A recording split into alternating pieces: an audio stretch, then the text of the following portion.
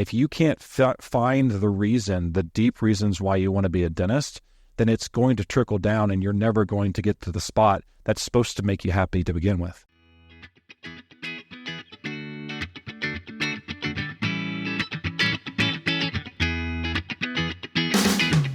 Welcome back to the Millennial Dentist Podcast, a podcast all about working smarter, not harder. Pushing dentists to go beyond dental school dentistry and build the practice of your dreams. Here is your host, the Millennial Dentist himself, Dr. Sully Sullivan. Welcome back, everybody, to the Millennial Dentist Podcast. Super pumped to be joined here with my guest, Dr. Will Jones. Thank you. I haven't had a lot of guests on recently, Will, so Yeah? no pressure, but we got to continue to deliver good content so that the listener keeps coming up. No, I'm excited. Will's been a longtime friend. Will's been involved with Redentist stuff really since 2018? Yeah, a long time. Yeah, I'm excited to talk about all that. Hey, if you before we jump into that, this podcast is sponsored by me, so I can sell you whatever I want. At 3D Dentist, we are doing our 3D Growth Summit in a couple weeks, and it is sold out. That's right, 400 people sold out in Nashville, Tennessee. Cannot freaking wait. But good news, we're selling live stream tickets. So you can buy the live stream, watch it from the confines of your own office, your own home with your team, $3.99, and go check that out, 3D-dentist.com. You also get the recording. So that to me seems like a no-brainer, really. Wouldn't you agree, Will? I agree. You'll be there in person, though. I will. Good to see that. All right, so let's jump into this. Will, I'd like to do more. I'd like to do probably a longer podcast with you, like more of a journey podcast. But I want to get into some level of topic, and I've been trying to keep things shorter. So, like, what I want to talk about, and I briefly kind of told you before we jumped on, is you've been in kind of the 3D systems and circle for a while. You've heard about the things we talk about. We've been talking a lot about scheduling on the podcast, and something happened over the last year where you did re-engage, but specifically I think something's different has happened this go around from your previous engagement with us that's made it click or that's made it work. Or, I mean, kudos to you. Like, I don't know if you've ever beaten us in a month in collections. I'm still a little hurt on this, but last month you beat us in collections, which I'm just super impressed about. Well, thank you. And a big part of this was a walk on the beach with T-Bone, who told me that ultimately it is my choice on whether I leave dentistry or not, because that was on the docket a few years ago. And not a lot of people know that I was struggling so much to even come to work, but that was the reality. And what, like, I don't want to dive into it. I mean, I want to dive into it a little bit because I'm curious, like, was that the people, the work? I mean, you're kind of a CE junkie, so I don't believe that you didn't like the profession. So, like, what point do you think got you to that brink? Right. I bit off too much more than I could chew. So building the Burkitt Center was more of a back-breaking process than I thought it would be. And having all of that as one person, whereas you had your dad to split things with you and even mentally split things with you, I didn't have that. And it was just an overwhelming sense of responsibility. And so to connecting to some dots for the listeners who don't know you went in with your dad, little different. Your dad was ready to get out, probably was ready to get out sooner. Obviously, he's gone now. Right. And then within being in that practice for how long did you buy the practice and then decide to leave? Which y'all own that space, but it was just not as big as you wanted. No, we leased. Okay, you leased it. So it was a matter of like, hey, the lease was expiring. What do we do? Exactly. And you were like, let's go big. Yes. And big, we went. Like if they build it, they will come. Right. But I don't really have a plan outside of just, that's what I've been told. Yes, exactly. So built as massive as my bank account would allow and the bank would allow. And which, by the way, is not a good way to do it because the bank will allow, well, they will give you a lot of money. They will. And that they did. So I spent all of it. And do you mind sharing what your, I mean, share to the level that you want to share, but like as far as like just the extent of where that pushed you? Well, you mean spiritually and emotionally? Yeah, well, that part definitely. But I'm just saying, like, from a financial standpoint, like, to give the perspective of like this is where I was trying to get to as far as what I was trying to cover and that sort of thing. Oh yeah, I mean, my loan was a $4.2 million loan for a 5,000 square foot space, which is rather insane. So my monthly payment, what was that looking like early on when you first started? $21,000 before you even another bill got paid. 21 off the top. 21. and now it's at 35. So the pressure that put on me was extremely substantial, and I was concerned that I really wasn't going to be able to come to work because I was so emotionally broke down. But I would always come to work. That's scary, frankly. It was. And so it was hard to come to work, but I was able to get to work and make all of that for the team, make that a part of our process where they didn't really feel, or I thought they didn't really feel, that I had 1 foot in and 1 foot out of the practice. But ultimately, they did feel that, and the practice suffered. And so fast forward 3 years where I had felt like I didn't know if I wanted to be in dentistry. I'm on the beach with T-Bone, walking. I've re-engaged with you guys. And basically he just says, listen, your spiritual journey in this life, you can have everything that you want if you can just put everything you have into dentistry right now. Because you doing 1 foot in the spiritual world and 1 foot into the dental world is only hurting both worlds. So you have to make a decision. Either stay in dentistry. Shit or get off the pot. Yes. Just kill it here or leave. And I realized that there was no reason why I couldn't think that I'm a powerful enough person to completely change my life around and stop being the victim. Because that's ultimately what I felt, is that the world was happening to me.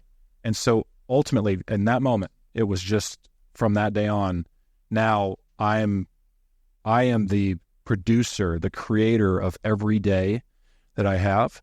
And from then on out, my numbers changed.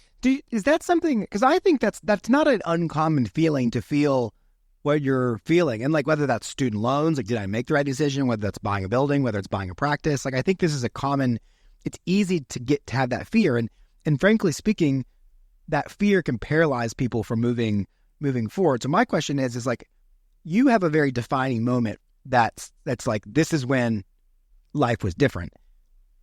But I'm assuming that, similar to, like, maybe this is a bad analogy, but like an alcoholic chooses not to be an alcoholic every day, that there's a mental part of this that is, you got to choose that every day, that I'm going to choose to be engaged, excited, and kind of be the creator of my day. Is that fair? It is. And ultimately you have to recognize that you can play the victim, and the universe is going to reflect that back to you and give you situations that always make you feel like that.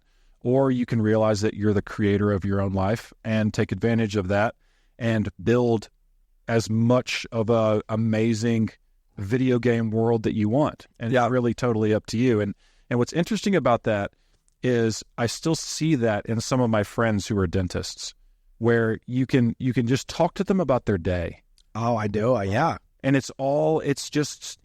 their whole day has happened to them. Right. And so my belief is that their next day is going to reflect that back to them again. And so that is what I call the victim mindset. So you're wondering why you're not growing. You're wondering why you're not happy. And it's because your world in your own mind is happening to you, as opposed to being able to understand how much of a powerful creator you are. But you have to own that. And that is a deep feeling you have to know. It's funny because, like, this happens on such even minor levels. Like, I'm thinking of, like, I'll hear people say, well, I didn't schedule it that way. Or I didn't do this or that. And I'm like, it's your building. Right. It's your practice. Right. Like, what do you mean you didn't? Like, at the end of the day, like, T-Bone's, one of the big sayings he's been saying, which I think is great. It's actually the title of his lecture for the summit. So tease that. Everything rises and falls with leadership. Yes.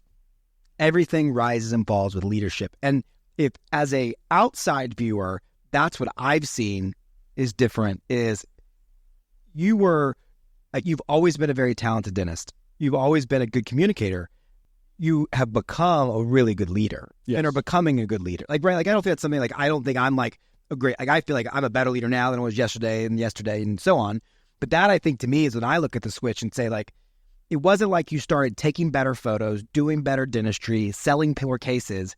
What really probably changed was you kind of became this leader that you wanted to be. And then, look, I mean, it's fun. So just to give some context to why Will's even in my office today, is his team's here and they're doing like a team training basically.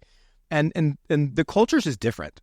like the vibe of the people, the conversation, the engagement level, and that I think does rise and fall with you. So give us some practical examples then, I guess, of where you felt like you've been the creator of your day in that regard and like taken back hold of some things. Like what are some tangible examples of things you've seen over the past however time that have led to what I'm seeing and what we're seeing, frankly speaking, with the numbers of this shit working? Well, a part of it is truly the vibe, and then a part of it is the amount of time I've put into it. So, ooh, that's a good one. Talk about that. Well, so after the walk on the beach, that moment, my entire persona, the energy I'm putting out into the world, I mean, this is the spiritual part coming out, but the energy that I'm putting out into the world is now this, instead of if one more thing happens to me, I am going to quit dentistry. That was the vibe I was bringing to the practice.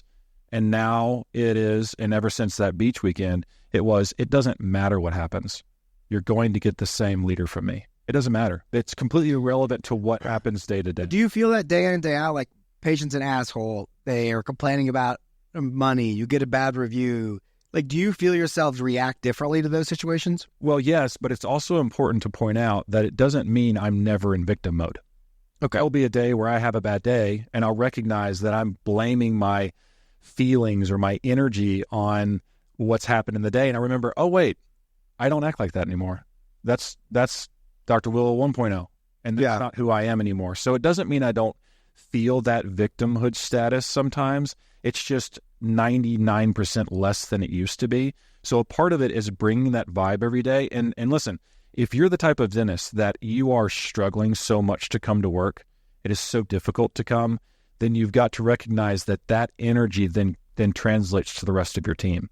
And if you can't find the reason, the deep reasons why you want to be a dentist, then it's going to trickle down and you're never going to get to the spot that's supposed to make you happy to begin with. Absolutely. Right? So that was a part of it, is the vibe. And the other part is the time that the team saw. Or to piggyback off that, not to interrupt, but what I also see in that same concept transpire is that we're always searching for, like, we're always, that same mindset often leads to, and so this is another example of how it plays out if this is you, is it leads to a mindset of like, well, when I get to 2 million, things will be good. I'll be happy. When I get to, I have this technology, when I place this many implants, when I get this team, it becomes this game of like, when I get there, it will be solved. And it's like, spoiler alert. Right. You're never going to get there. Yeah. That's not life. And this is not a dental episode. You know, this is a life. No, it is true in that regard. Right. So a part of it was the vibe, but then recognizing that the amount of time that I was willing to spend at work and yet still not be exhausted, it was like I was going to the gym where you could just run for 4 hours because of how you felt. So whereas in 2021, where I'd go to work from 7 a.m. to 3 p.m., I would have to go home and lay on the couch and fall asleep. Whereas with the same dentistry, doing the same type of dentistry, having the same type of problems on the dental office, now I'm there from 6:30 to sometimes 6 or 7 p.m. because not married, no kids yet, so I don't have to worry about that. But because you want to be there. But I wanted to be there, and I would leave and feel good the next day. Fulfilled. Completely fulfilled and not feel exhausted at all. So it was a complete mindset shift on what the vibe then changed in the practice, and even how that changed the amount of time I was willing to put into it. So now all of a sudden you think, I can only go to the gym for 30 minutes because I really don't want to be there. Now I'm in the gym for 2 hours, the proverbial gym, for 2 or 3 hours, and I can still push harder. And the next day I'm still getting back to the gym. That was work. Yeah. So I cannot overestimate the power, or I can't overstate the power of your own deep feelings resonating and leaking out your surroundings and the people around you, and how much that affects everybody. One thing I want to follow up on, and this is a kind of another good topic to discuss that ties in, and then we'll call it a day. But you've now hired 3 different associates, correct? Well, at some point in your career. Oh, yes. Meaning you hired one, they're left, you've hired another one, and now you've hired a second one. So now you have 2 associates. talk to me about, because I think this is a reality for all the owners listening that are like, when do I hire the associate? How do I handle the associate? How do I lead the associate? Because that obviously plays a role. Talk about the differences in, and it's not like you're not like you've had bad associateships, but talk about the differences in how your leadership and what you've done differently with the current group of associates than you did with your first associate, because your first associate's like, there's so much learning that has to go into that to begin with. But talk a little bit about that and how that's played a role in the development of everything.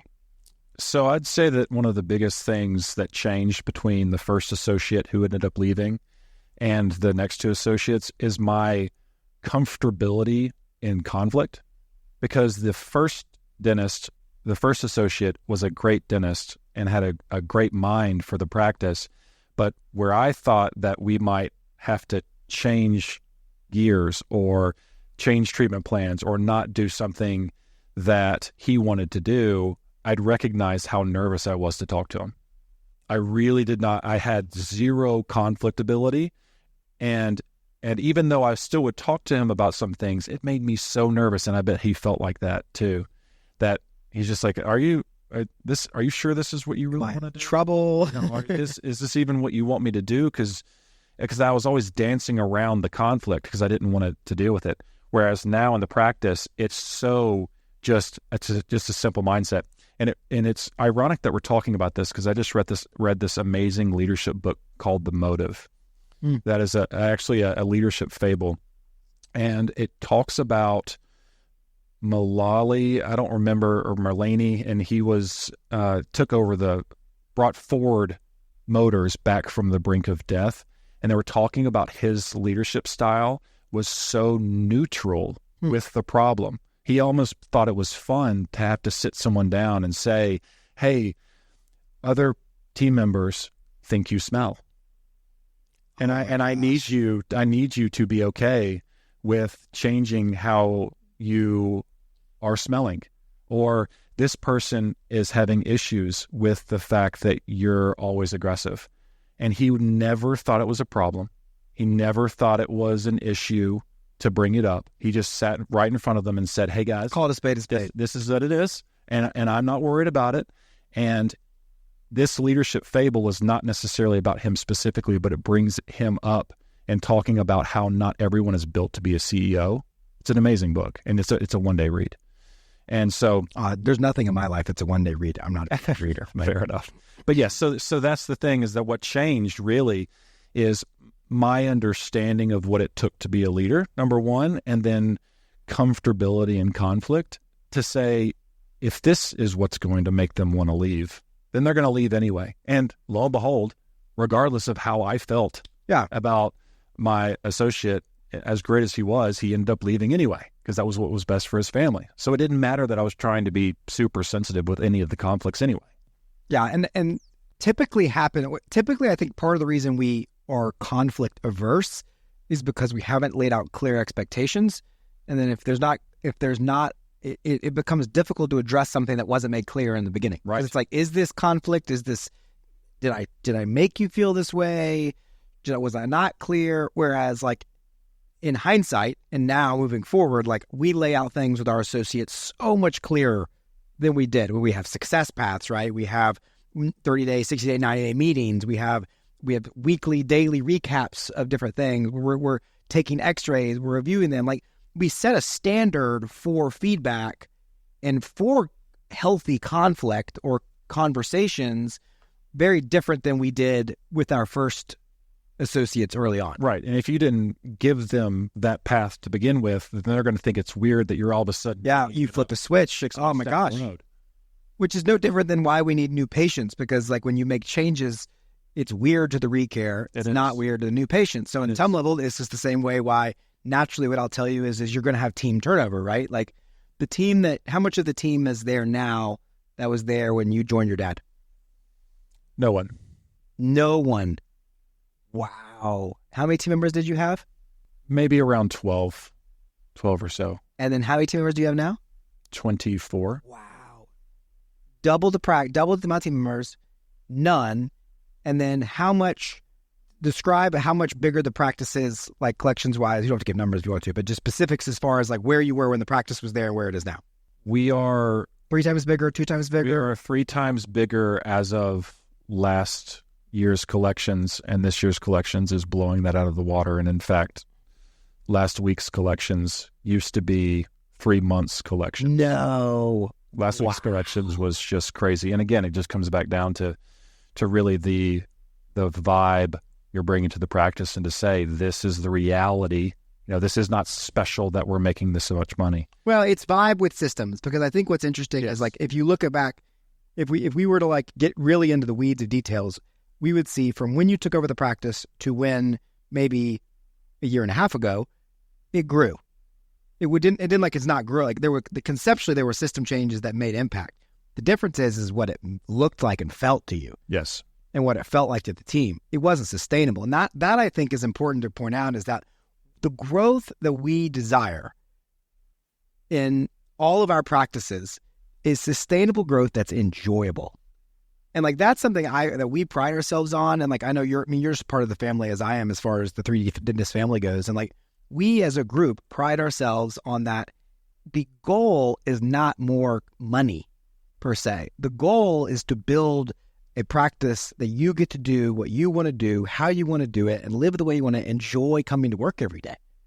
And that typically does get paired with naturally more money, as now we're seeing it is like your curve of growth was almost linear, and then it's now gone into like an exponential phase. Like, yes. When you think about that exponential graph, it's like, and what has triggered, and I think will continue to do that, is the leadership aspect of it. So, right. Kudos to you, man. Thank you. Well, this was good. I didn't know what we were going to get into. We just kind of jumped in here and wanted to record, but awesome. This is fun. Everybody, work smarter, not harder. Will, how can they reach out to you if they want to follow up questions? They got questions for you. That would be wjonesdental@gmail.com. wjonesdental@gmail.com. We'll reach out to Will and, let us know what you thought about the episode and more things you want to talk about. And yeah, share with your friends. Otherwise, we'll see you next time.